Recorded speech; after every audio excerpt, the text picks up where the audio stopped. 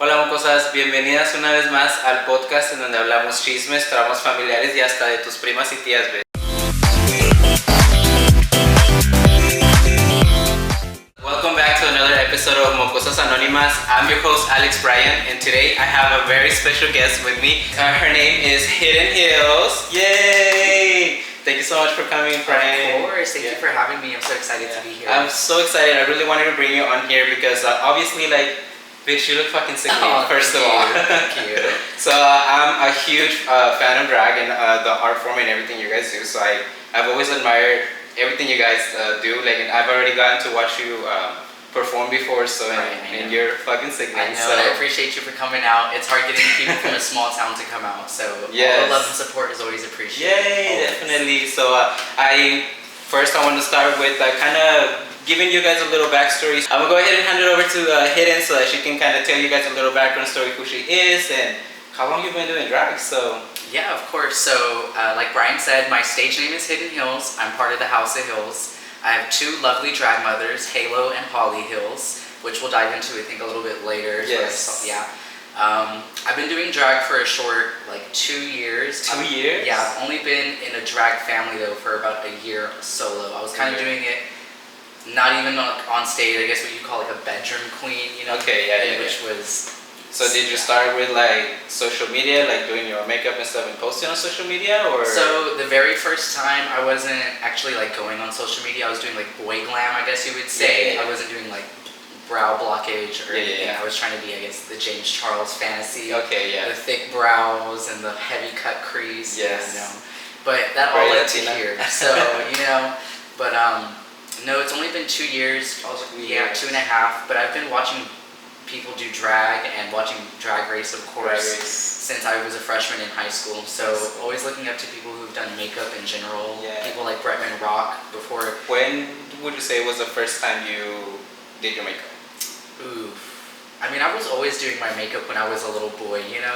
When my mom would sneak off, or not sneak off, when my mom would go out or whatever, I would sneak into her room, sneak off and put too much mascara on, and then she'd come home and be like, why is it so black around there? So I mean, I've always been doing makeup, but I haven't been doing this type of makeup. I think the very first time that I ever fully did this was 2 years ago, and I actually paid somebody because I knew I couldn't do it myself and I was actually going to go and perform. So what was that like? Was it expensive?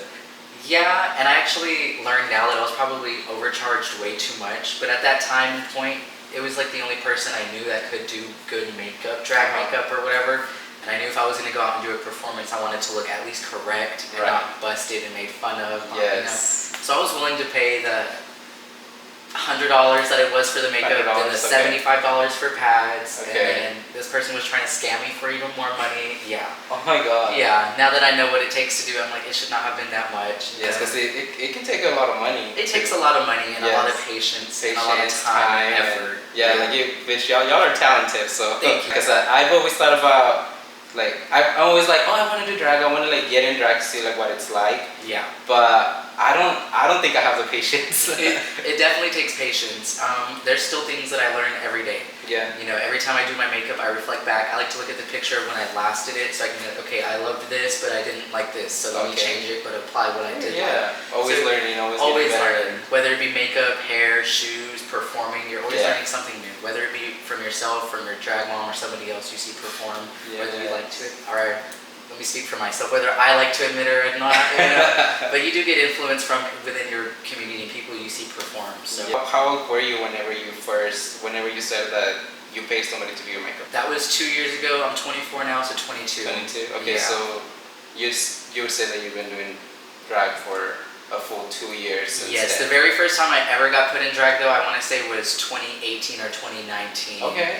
Yeah, and that was like a one night type of thing. Okay. And then I fell in love with it that night, but just not the crowd of people that I was with. So in all due time, you know, I met the right people, and yeah. You told me a little bit about meeting the right people and stuff. Yeah. So where exactly are you from? I'm originally from Plainview, Texas, which Plainview? is yeah. So you grew up in Plainview? Yes. Went to high school and everything? Okay. Yeah, I moved around a little bit, but mainly Plainview. Yeah. Okay. Yeah, which that's only like an hour from here? Yeah, it's about an hour from here. So it's not too far. No, it's not far. So I guess you would consider yourself local from pretty much from the outside. So you graduated from Plainview, and then I think we've talked about you did cheer for a little bit. Yes, I did competitive cheer. Even before I was in high school, I was part of Rebel Cheer and Dance, and I was doing hip hop and cheer and things like that, competing at like Six Flags or Sweetheart Classic events. So always trying to find something to do to keep me occupied in the realm of entertainment, whether it be dancing, cheering, or I was even in choir and things like that, chambers when I was in high school. So I can't hold a note, but like to have fun. So you like to be out there. So like to be that's out what there. matters. You're trying, you know. Exactly. So I think that's kind of how we, you and I, kind of clicked. I guess our friendship. Because I mentioned that I did cheer growing up too. So and that's kind of how that started there. I thought you were from like somewhere farther away. I don't know why. Kind of bounced around a lot. My boy name is Phoenix because my grandfather kind of adopted me and raised me on his own. I'm his first grandson, and the first place he was ever stationed was Phoenix, Arizona in the Air Force. So that reflects a lot from that. It's my favorite story. So kind of followed him around, but my mom ultimately is from Plainview. So So you said your grandfather raised you from what age to what age? I mean, always off and on. I mean, ultimately I moved in there when I was about 13, 14 years old is officially when I moved into his house. It was a lot for my mom. She didn't really know how to raise like a gay son, I would say, or how to, there's no rule book on it. Right, so, and I think my grandfather was more in the point of his life of, he wanted to be a better grandparent because he couldn't make up for things he lacked in his life as a parent too. So definitely have always been spoiled. He always says, I'm always in your corner no matter what. So I love that. So has he seen you in drag? No, he doesn't necessarily know that I do drag or anything. Okay. So that's definitely under wraps. I would very old school? Very old school. Okay. I mean, I'm assuming he knows some part of me is gay or queer or in that realm or something. I've never had a girlfriend brought home. I don't have any kids, grandkids for him. You know? I have a dog that I bring. That's about it. But I kind of feel like he's more of that don't ask, don't tell. And I know that's so like on the nose because he was in the Air Force, but really that's like the era he grew up in. So don't ask, don't tell. He'll always tell me, you know, I can't wait till you get like a blonde girl like that. And I'm like, well, I am the blonde girl. So, sorry. Sorry. Okay, well, you told me a little about your grandpa, your mom. Is there a dad in the picture or? No, my dad's never really been in my life, and I think that's why my grandpa stepped in so heavy as well too, because he saw me lacking a parent figure, and his wife actually left him and his two kids, my mom and my uncle, when they were very young too. So he kind of had it, but opposite. So he didn't have a mom figure for his kids, and I didn't have a dad figure. So I feel like he just knew where to step in and what to give. And it just kind of felt right from both sides, from him.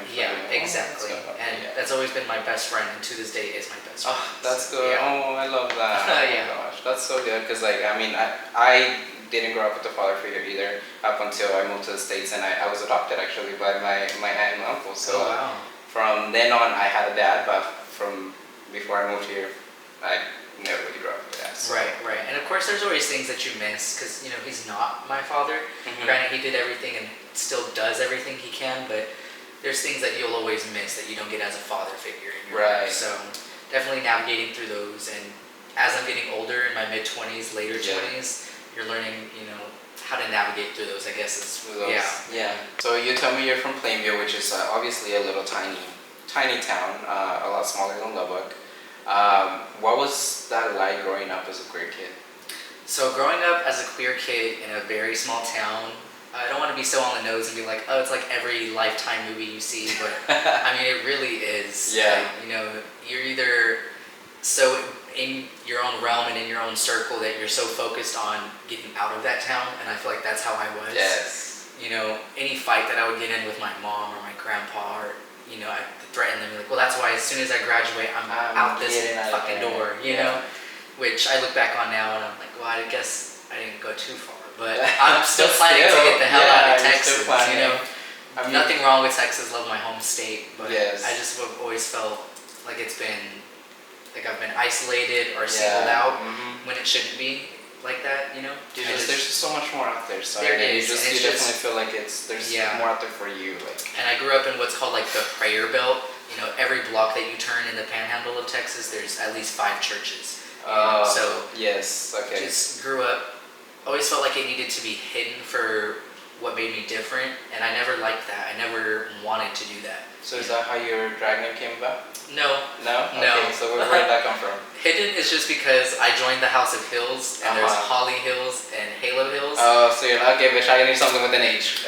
Yeah, pretty much. At first it was Felicious Hills, because my nickname used to be Fifi or Fee for Phoenix. Yeah. And my best friend that was actually in a small town, her name was Jordan, she had 2 lesbian moms. Okay. So yeah, shout out to them, because I literally go over to their house and they had a woman cave where we'd watch RuPaul's Drag Race. Period. Yeah, and they'd always tell me, you need to do it, because they knew I'd do makeup every day, or we'd go to the club, I'd do a little with their daughter Jordan. So one day I FaceTimed my best friend Jordan, and one of her moms answered, and she said, is that my baby Felicious? What's he doing? God. And I was like, oh my god, say that again. I was like, that's my drag name. Yeah, so up until about 6 or 7 months ago, I've changed it, because I was like in a 2.0 era, I feel like. Changed a lot of my makeup and the way I presented my drag and my performance. And I feel like with drag, you have to be like you go through eras. You have to change. You have to. You always are changing. You have to get with the times, obviously. So. 100%. Well, you already kind of gave us a little bit of a background story, who you are. What it was like growing up in a small town. A little bit of growing up with your mom and growing up with your grandpa. What ultimately brought you to Lubbock? So growing up in Plainview, there's literally, it's in the name, Plainview. There's just nothing there. Literally, it's a high school, about 6 or 7 all-subs, get you a good old chimichanga. But as far as wanting to party in high school, or even outsourcing people like myself, just trying to find somebody who's queer, whether it be another gay person or a lesbian, just even somebody within the realm of gayness, it was within the hour drive up here to Lubbock. So as far as I can remember too, before I was driving, if we wanted to take like a mini vacation is what my parents would call it, we drive up here and get away from Plainview. It's called Hub City because I think all the small towns kind of hub here. We have the mall, there's just a bigger nightlife here. Bigger nightlife. Yeah, because there's clubs on There's only one gay club in town now, right? Yeah. Well, I think there's 2, 1 or 2. The second one kind of iffy, but I mean, Luxor's the one that's probably. But Luxor is the longest running. Yes, it's the longest running gay club in Lubbock, Texas, which is and that's where you can guys catch perform. The House of Hills performing. If you're in the Lubbock area, please make sure to check out Luxor and support your local drag. So. Yes, support local. Yes. Okay, so I mean, Lubbock is a little big. That's kind of what brought me here too, because from Portales, New Mexico, it's only like an hour and a half. Right here, but in Portales there's literally nothing. Like there's a Walmart, there's a college, there's 1 high school. Yeah, exactly. There's 2 high schools in Plainview, but the second one's like the Christian Academy, so it's private at that. You're paying to go there every semester. So I went to the good old public high school, Plainview Bulldogs. And when COVID happened and everything, I had lost my serving job. All the restaurants had shut down, so I had to move back to Plainview, and I was living with my grandpa for a while. And towards my last year there, I definitely slipped into a heavy depression. I was just missing the friends and the family that I had already built here. And it had been pulled out from underneath me, So I was back in Plainview, living with my grandpa, and literally in my high school bedroom. Felt like a step back for you. It was a huge step back, mentally, I feel. So.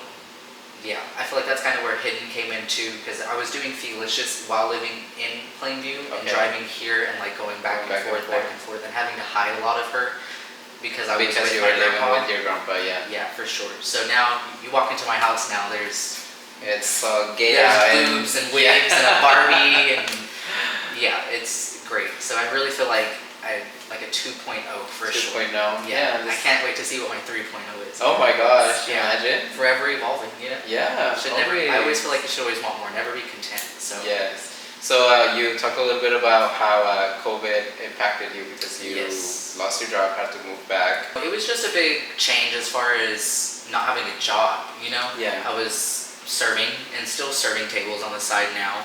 Having to rely on money that's no longer there is crazy. You cannot even live off a stimulus check that they gave us either. So I didn't have an option but to up and move back or be homeless. And I also have dogs. I'm a big dog person. I'm a dog mom.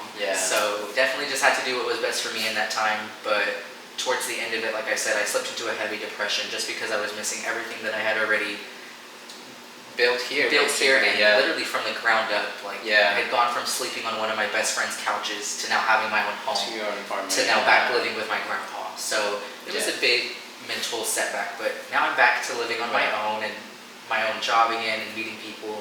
So whenever you moved back to Lubbock, is that when you met your drag moms? Or you already knew them from before? I had already knew them before. So I was doing Feetlicious in Plainview, and I had met them when I had said that first time I had like kind of paid somebody to put me in drag.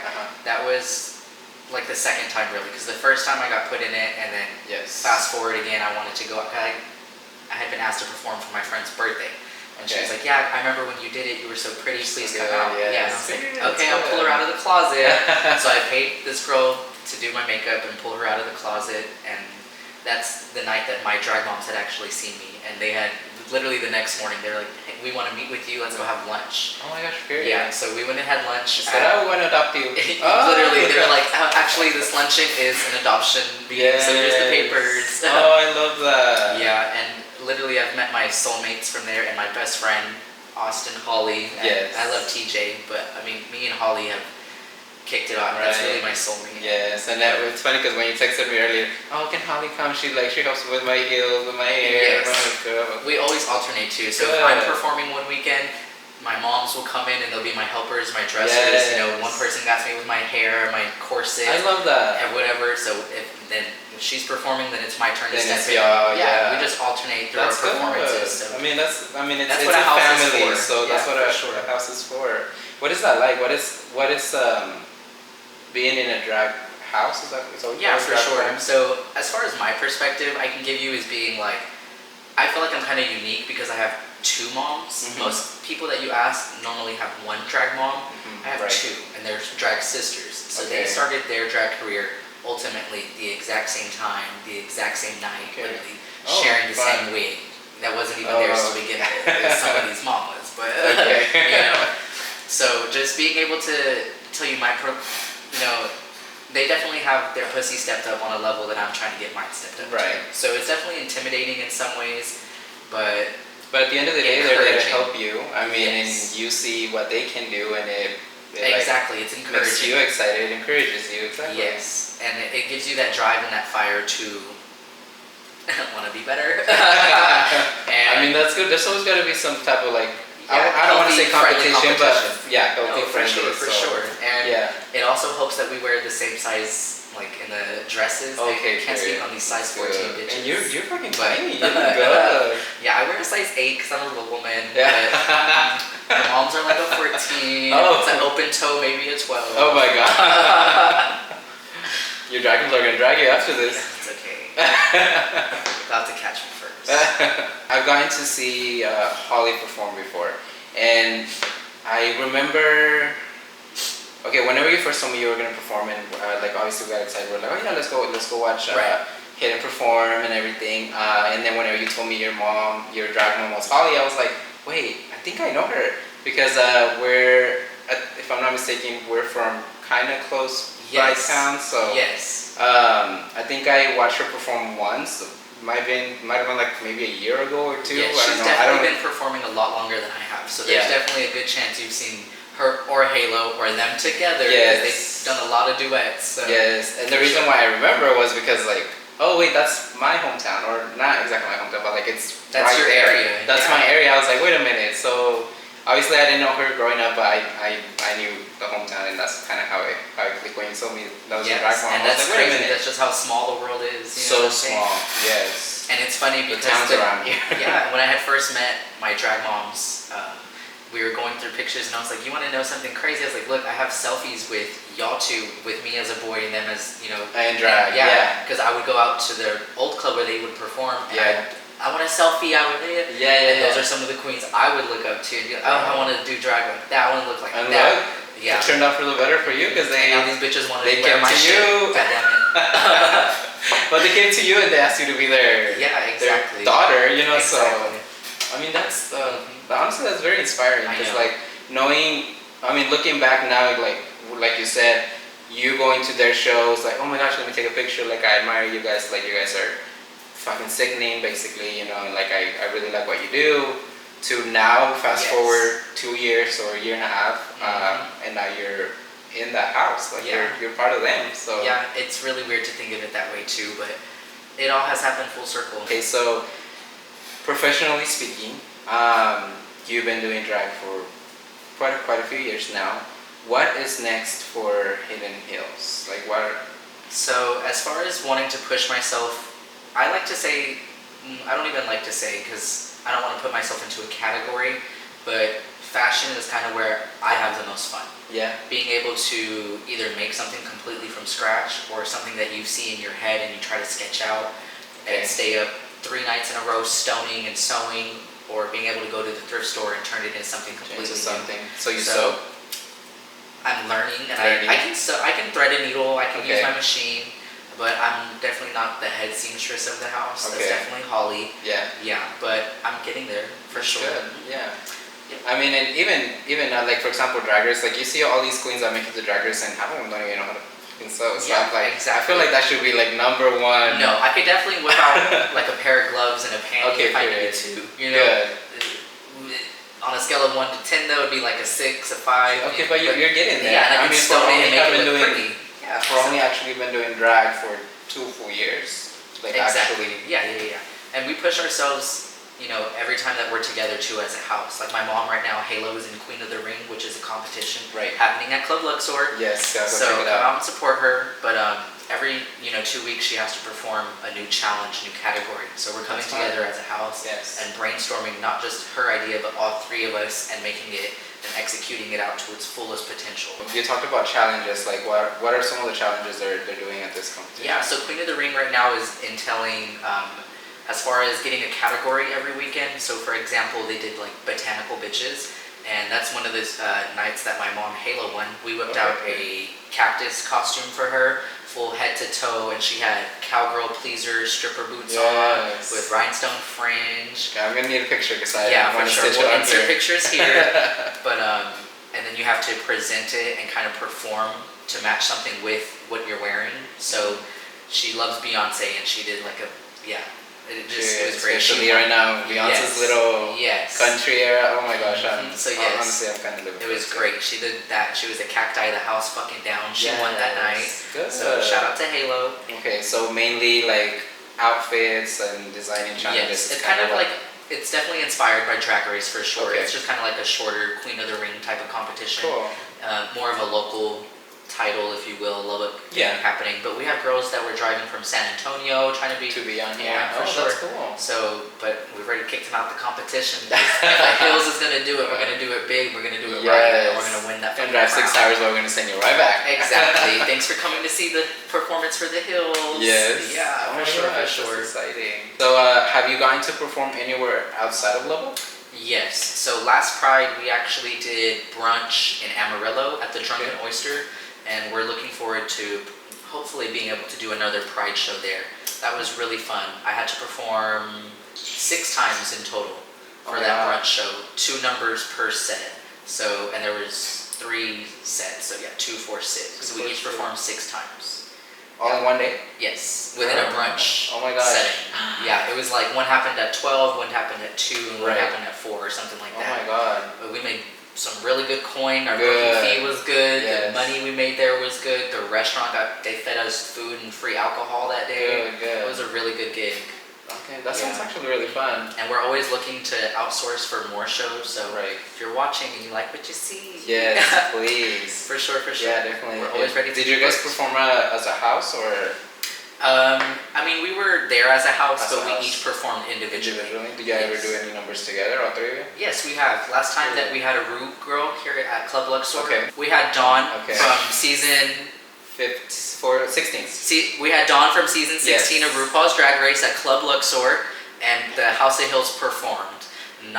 We love Dawn, she looked great, but everybody came up to us, and they were like, wow, why did it look like Dawn was here for the House of Hills? Because we ate the fuck down. Insert clip here. Period, It was so good, and it was a huge crowd because, shout out to Dawn, she brought the crowd. So I want to say, but we turned it the fuck out. Good. We had matching costumes that we stayed up and made. I'm so sad every time like one of the Rural Girls comes like to Lubbock. I'm always either out of town or doing something, and I don't think I ever go. I think the last one I went to go see was probably, I think it was Cameron Michaels, and it wasn't even at Luxor. Yeah. Right. Well, we're about to have Nymphia win, the winner of the current season of RuPaul's Drag Race, and I'm actually going to be entering a competition to compete with her when she comes. Oh so my if gosh. I win that competition, I'll be in the lineup with Nymphia. Yes, if you like bananas. Yes. Yeah. Oh my gosh, that's okay. I didn't know. That's exciting. Yes. You're gonna be in that competition. September 6th will be the competition, and then I think a week after that, or 2 weeks after, Nymphia will be here. What would you say are some obstacles that you face within drag? So, I guess the first one that comes to mind is just being able to prove yourself in such a small community. Right. You know, there's only one club, so to speak. So being able to go out and prove yourself, especially if you have good drag moms and a name to ride on, to be able to prove yourself. And I'm still kind of working towards proving myself and getting like a permanent casting spot on the Luxor lineup. So would you say that having, such iconic moms that have been doing this for a while, would you say that creates a little bit of pressure on you? For sure. Yeah. But there's definitely places where I slack where they pick up, and there's places where they slack where I can pick up. So it's like a full 360, you know? Definitely we rely on each other a lot to be able to perform, but at the end of the day, we can still perform on our own. It's just a lot easier and a lot nicer when you have the help of a house. Just being able to prove yourself in such a small community, in such a small club, to like the host or the owners of the club, that you're gonna be on that type of level and willing to commit, because like you said, it's expensive. Here in this little town, we're not getting paid very much per booking fee. Right. The hair that we have, the costumes, everything is coming out of pocket. Or if we're not making it ourselves, it's still coming out. You're buying the fabrics and things to make it. So just being able to prove to them that this is something you want to take on a very serious note and not just joke around. Be like, oh, I'm going to dress up one night and hit your stage and use your floor or your club. So just, Yeah, because they have to see that you're like fully invested, fully. And it's just, it goes past just showing up and performing. You know, there's social media that plays a heavy role. So promoting for the club owners would love to see that. Just what we're doing. Exactly. Bringing a crowd out for the club. They're going to spend money there at the club, you know. So you scratch his back, he'll scratch yours type of situation, you know. And that's any business in any realm. So So because you touched a little bit about expenses, what would you say your most expensive wig is? Wig. Because hair can get pretty expensive. Yes. Or I guess what's the most you've spent on a wig? I don't know. What's the most that we've spent on a wig? A bomb, I guess. One we were wearing was like 400. Yeah, this one was 400. 400. And it depends if you get it styled, or you can get it like without being styled, and just the hair that they use. It just depends. Depends. I've spent more on outfits than I have hair. Outfits? Okay, what's the most expensive outfit? There was a coat that I wore when you went out to see me. I think the one with the big fur shoulder coats. That was a $400 coat. Oh my gosh, just the coat alone? Just the coat. But that's a brand called Nymphia, which is real popular on a lot of drag races. Paris Hilton, anytime she's wearing those racer girl outfits that she DJs in, that's like the leather biker, that's Nymphia. Oh wow. Kim Kardashian wears, so many celebrities. That's crazy to think, $400 for just a coat. But their quality is so good. It's amazing quality. Yeah, so now you know how much, a little bit of how much it takes to just the hair and a coat alone, plus the pads alone. The pads that I wear are from, they're called body pod pads, and they're from this really popular drag queen, I think, who makes them in New York. Dragstop. Dragstop, based out of New York. And if you catch her having a sale, good luck, because it's very rare. You can get a really good deal, and they're like half off.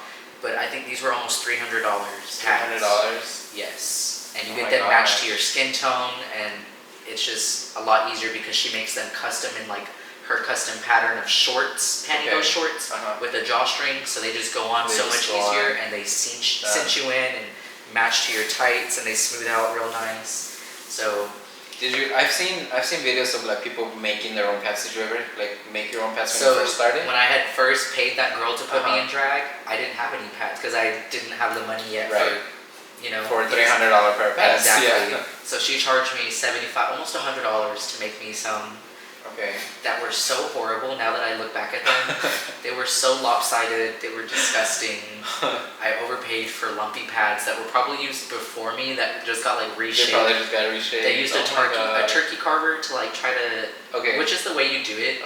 But they didn't know what they were doing. They didn't do it right. So I look back at these pictures when I had them on. It was just horrible. And my dog ended up actually destroying them. Oh, which yeah. everything happens for a reason. My dog knew what the fuck was up and was like, get that shit out of here. These are ugly, bitch. You're gonna get some Yes. But joining my house, they're the ones who told me, you know, these are the pads that you get that the group girls wear that look professional. These are the tights you get. Why are you wearing Walmart pantyhose control tops? You don't do that, baby. So, you know, just little things like just a pair of tights alone. One pair is like $30.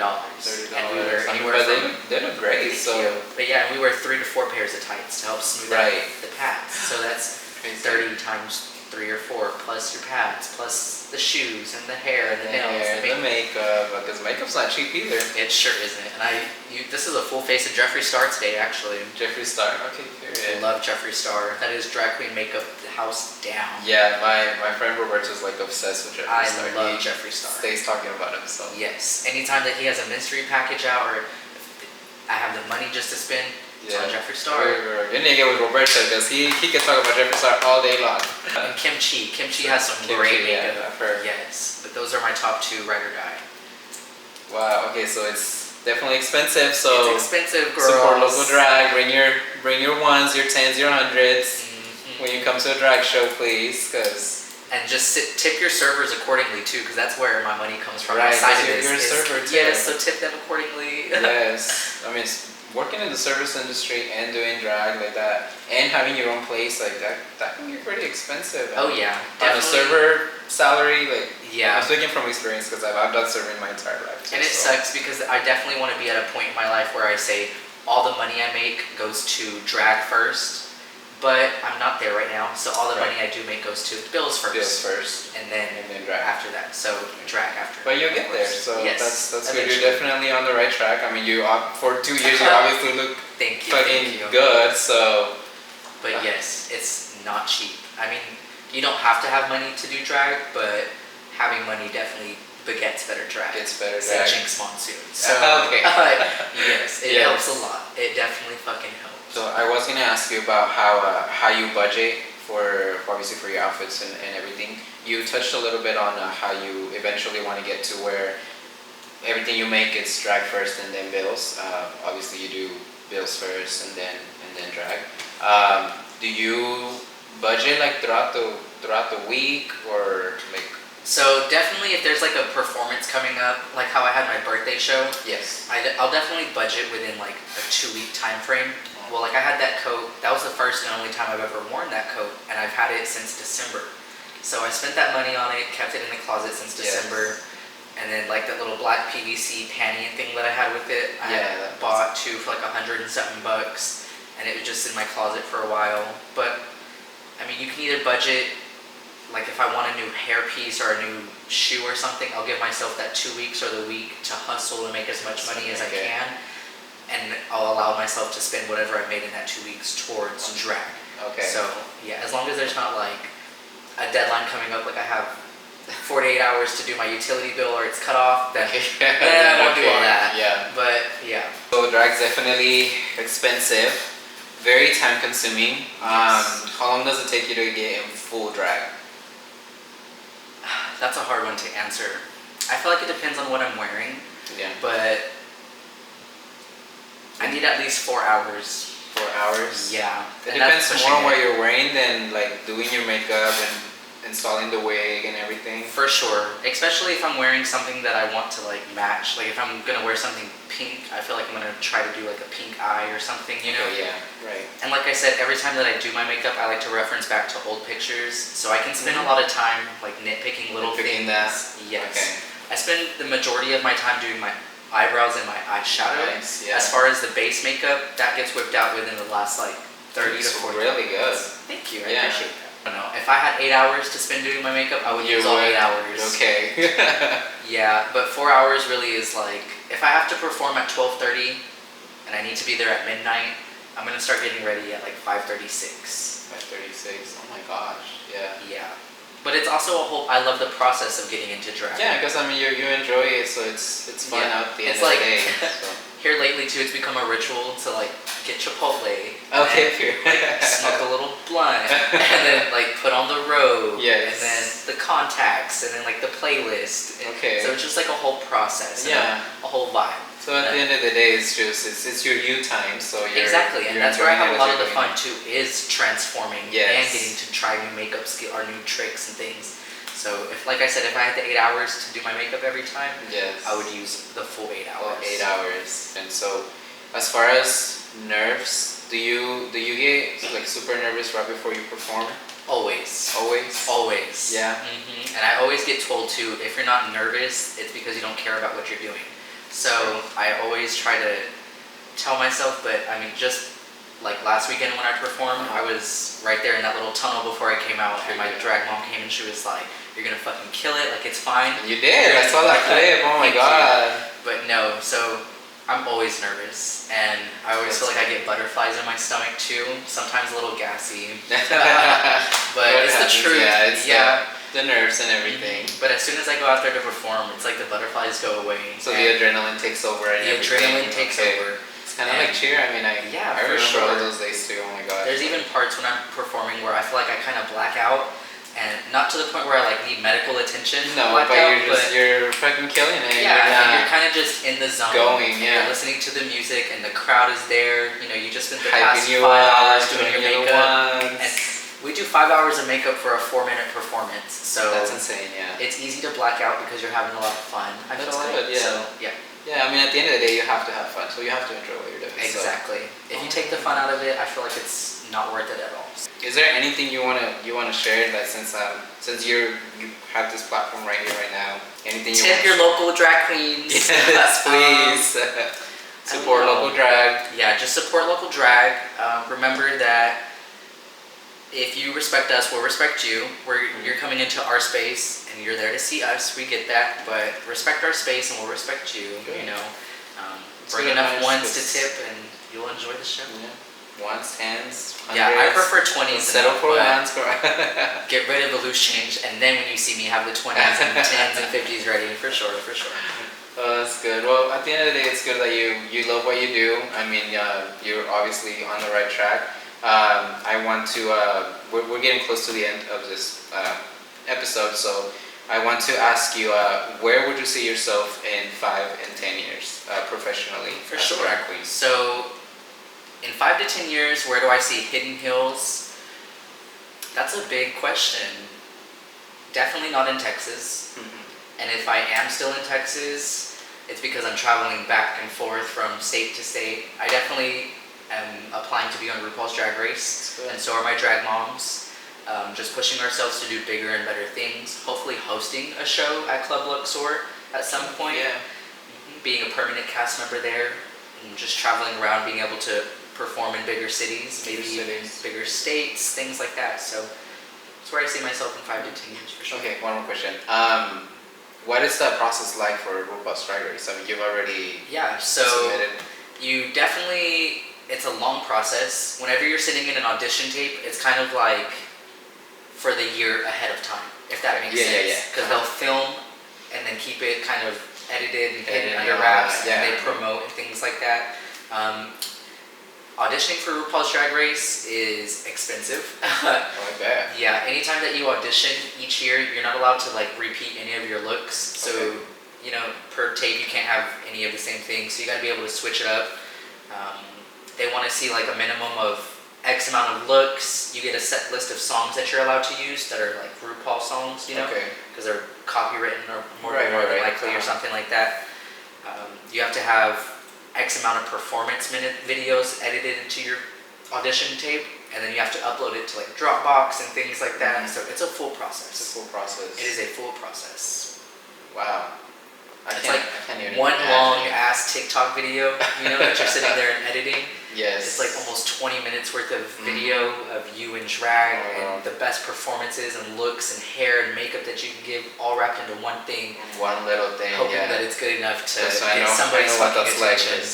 obviously as a content creator, like I sit there and edit hour and a half long videos and turn them into 45-minute or sometimes even 30-minute videos, turn them into like a little 2-minute video. Exactly. Like it's a lot of portable lights, you know, chargeable LED lights, because we're always recording on the go, trying to find location. We're always trying to find a good location to film outside, or you know, just things like that. Just like that. Okay. Well, if you ever need help with filming or anything like that, yeah, like, you we know now. I love doing content on social media, so I know, and this definitely was a first for me, and I wasn't really nervous at first, but I love it.